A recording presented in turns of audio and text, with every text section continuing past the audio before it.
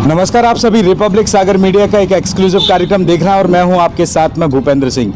मध्य प्रदेश में जिस तरीके से 28 खाली विधानसभा सीटों पर उपचुनाव हुए और अब उपचुनाव होने के बाद सुर्खी विधानसभा क्षेत्र से गोविंद सिंह राजपूत जो भारतीय जनता पार्टी के प्रत्याशी थे वो भारी बहुमतों से विजय हुए।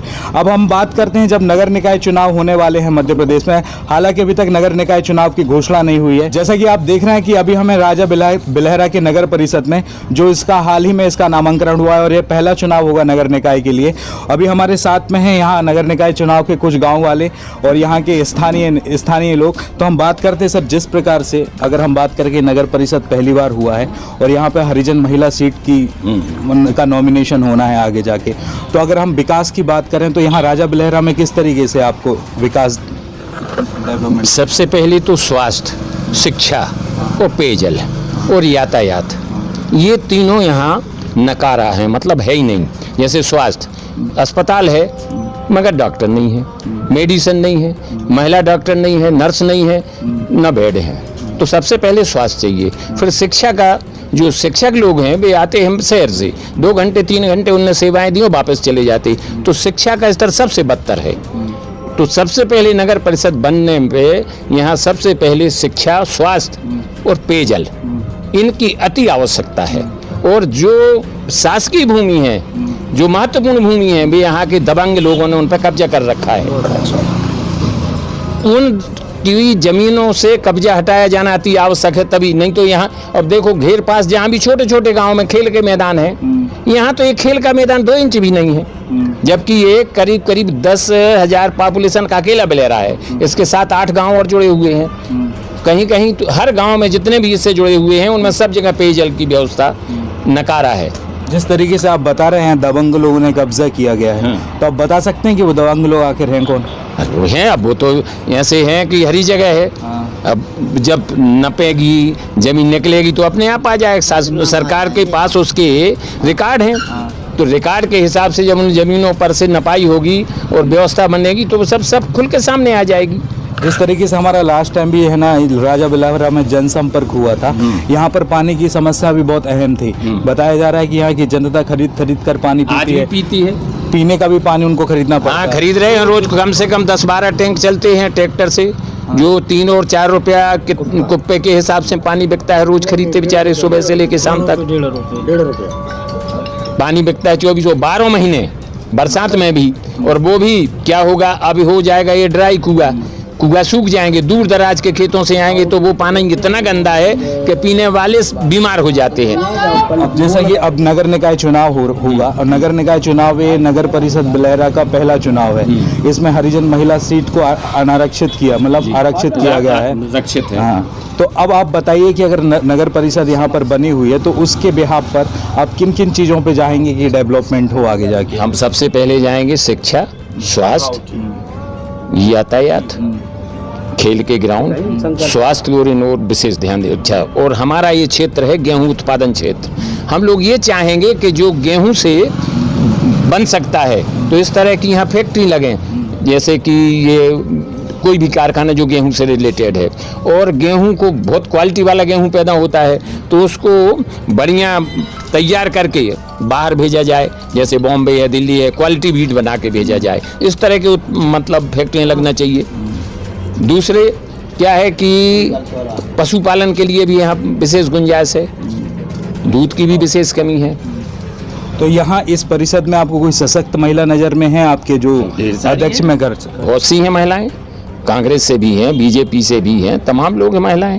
इसमें अभी जो ये परिषद बनाया गया है नगर परिषद, इसको ओबलांग माने इधर उधर बनाया गया। इसमें 3-4 गाँव और जोड़ना चाहिए, तब इसका फेस ठीक बनेगा। जैसे मलखेरा, बेरखेरी, खेजरा, पनारी, ये 3-3, 4-4 किलोमीटर दूर है और इसके साथ जोड़ते तो डेवलपमेंट बहुत अच्छा होता। अब बीच में पंचायत आ जाएगी, फिर बीच में ये नगर परिषद आ जाएगी, तो डेवलपमेंट उतना नहीं हो पाएगा जो इजी वे में हो जाता।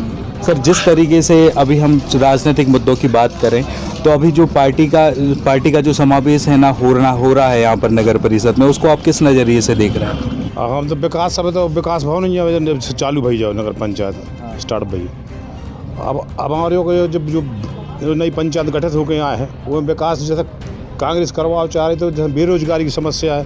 गांव में एक परिवार रह रहे हैं, उनके घर में 4 बच्चे हैं, तो उनके अलग अलग ID कार्ड, जब उनके मकान बने घर में परिवार में बहुत हो गए उनकी व्यवस्था बनाने। सरकार कुटी की तो योजनाएं कई निकाले हैं, मगर कुटी अभी का कुटी निकाले जब कम मारे कुटी रहे भाई, जनसंख्या जब ज़्यादा है तो गरीबों के बेरोजगार गरीब लोग हैं, तो 10 कुटी रहे 10 कैसे बन नहीं पा रही। लेकिन 22 तक पूरी क्लियर हो जाए, 2022 तक बताइए मैंने पूरी कुटी हो जाए, जबकि मैंने ऐसी पोजीशन नहीं बन रही। 5-10 कुटी रहे आ रही, 10-15 कुटी बन रही, 20 कुटी रहे, तो ये चीज़ नहीं हुआ विकास। तो जो नहीं मकान को जो भाव आएगा मैं जो कुटी बन गई हो जो मैं से वो जो समस्या पानी की समस्या तो हल बड़ी मुश्किल है हो जाए। और क्या अब यहाँ पर कांग्रेस के ब्लॉक अध्यक्ष भी हैं। सर, जिस तरीके से अभी मध्य प्रदेश में उपचुनाव हुआ था तो सुर्खी विधानसभा क्षेत्र में राजा बिलहरा है, तो उसमें आपने कई जिम्मेदारियां निभाई होंगी। अब नगर निकाय में नगर परिषद का चुनाव हो रहा है राजा बिलहरा में, तो यहाँ पर जो महिला सीट आरक्षित की गई है हरिजन की, तो उसमें आप क्या दावेदारी देख रहे हैं? देखिए सर, क्या है जो कांग्रेस से हमारे प्रत्याशी हैं, 4 लोग हैं, 4 नाम आए हैं। बिलहरा से हैं छोटे लाल जी, सिंगना से हैं प्रकाश अहरवार जी, और लगभग इसी को हम लोग तो ये चाह रहे हैं कि जो महंगाई की मार झेल रहे हैं राज्य से, केंद्र से, इन लोगों की रीति नीतियों से जो जनता परेशान है, सबसे बड़ा यही समस्या है कि रसोई गैस की आज गैस सिलेंडर 1000 रुपये का आ रहा है, 950 रुपये का हो गया है, और इसमें सब मतलब डीजल पेट्रोल से लेके हर व्यवस्था को बहुत ज़्यादा। आपको क्या लगता है जो भारतीय जनता पार्टी की सरकार बनी है अभी, क्या वो सभी मुद्दों पर अच्छे से काम कर रही है, जनता का विकास हो रहा है इन सब चीज़ों? नहीं, इसमें हमें कहीं से विकास नहीं दिख रहा है। बेरोजगारी बढ़ रही है, महंगाई बढ़ रही है, और किसी के पास कोई रोज़गार नहीं है। अब ऐसे में किस बात का विकास है इसमें बताएं? लाखों लोग बेरोजगार फिर रहे कुछ हैं। ऐसी चीज़ बताइए कि इस नगर परिषद में कांग्रेस की सरकार ही क्यों आए, कांग्रेस का उम्मीदवार ही क्यों जीते? आप कुछ ऐसे पहलुओं को बता सकते हैं? क्या है सर, देखिए इनकी तानाशाही इतनी बढ़ चुकी है कि अब इसको बदलना बहुत ज़रूरी हो गया है। इनका जो कार्यकाल रहा है इसमें सारे लोग पिस चुके हैं, इसलिए अगर हम सरकार की गतिविधियों की बात करें, जो सरकार सत्ता में है, तो आपके ऐसे कोई मुद्दे देखते हैं कि जहाँ पे सरकार को काम करना चाहिए वहाँ पे जो सरकार ध्यान नहीं दे रही है? जी हाँ, बहुत सारे मुद्दे हैं ऐसे जिन पर सरकार को काम करना चाहिए, लेकिन उन पर बिल्कुल भी ध्यान नहीं दिया जा रहा है। जैसे कि अभी आप देखें तो मंडियाँ बंद पड़ी हुई हैं, बिलहरा में भी मंडी है, उप मंडी है, वो बंद पड़ी हुई है, जिससे किसानों को काफ़ी परेशानी का सामना करना पड़ रहा है। यदि मंडी चालू होती तो किसान आराम से अपना फसल जो है वो बेचते, उचित दाम उनको मिलता। अब हालत ये है कि यहाँ का किसान सागर मंडी ले जाता है, अब मंडी में बहुत ज़्यादा भीड़ पड़ती है सागर मंडी में, तो एक किसान यदि 10-20 बोरे अपने लेकर जा रहा है तो उसको 2-2, 3-3 दिन तक वहाँ पर रुकना पड़ता है, उसके बाद वो अपनी फसल बेच पाता है, तो बहुत ज़्यादा परेशान हो रहा है किसान। इसी तरीके से जैसे महुआ खेड़ा के लिए जो रोड गया है उस पर पुल बनना चाहिए, वो बहुत नीचा है, ज़रा सी पानी में बाढ़ आ जाती है पुल डूब जाता है, आने जाने में दिक्कत होती है बारिश के टाइम पर। ऐसी पनारी रोड का भी हाल है, पनारी के यहाँ थोड़े खेजरा के साइड जो पुल है वो भी, खेजरा का पुल जो है वो भी है। तो इस तरीके की कई समस्याएँ हैं। जैसे कि अभी थोड़ी देर पहले बात आई थी कि हॉस्पिटल है, शासकीय हॉस्पिटल है, लेकिन वहाँ पर डॉक्टर नहीं है।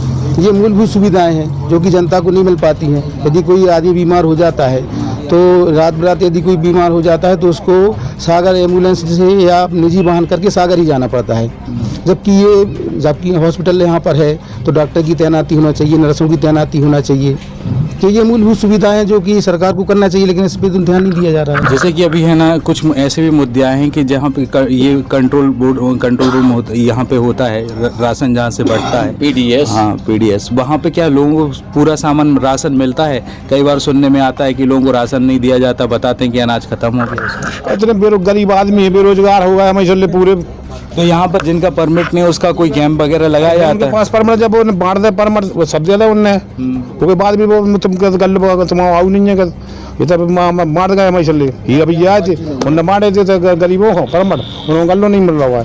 ये फिर रहे हैं बेचारे। और ये बेरोजगार की बहुत भीड़ भैया मैं जो लोग जो नाले योजना बनाई है जा ये आधे विकलांग भाई जा रहा है कच्ची दिन में जब जो बोल्डर धरता है खुद खास के गाँव में देखो भीतर तो वो बहुत परेशानी है उसमें। बड्डी उठालो काम चल रहा हो जो सुनो भैया जाके रहा जो जींटे जो निकालें जो रोड भी बना हो जो निकाल के ऐसे ही लगाए जा रहा है उसके लाने जब पैसे ले रहा है सरकार से पैसे ले रहा है जो उसमें सीमेंटेड करो चाहिए के लाने अच्छे बनाओ जी अच्छी डाल के फिर जी लगाए जी ईंटे मीटे सब उन्होंने ऐसे ही नीटे हर जा माटी में पानी कर खराब हो जाए पैसा मिल रहा है सरकार ये तो प्रकार का भ्रष्टाचार चल रहा है वहीं वो कदम ही नहीं उठा रहे वहीं सरकार कोई काम ही नहीं कर रही मामले पर। तहसीलदार लोग ये बिना कमीशन के और बिना पैसे के किसान का काम ही नहीं करते।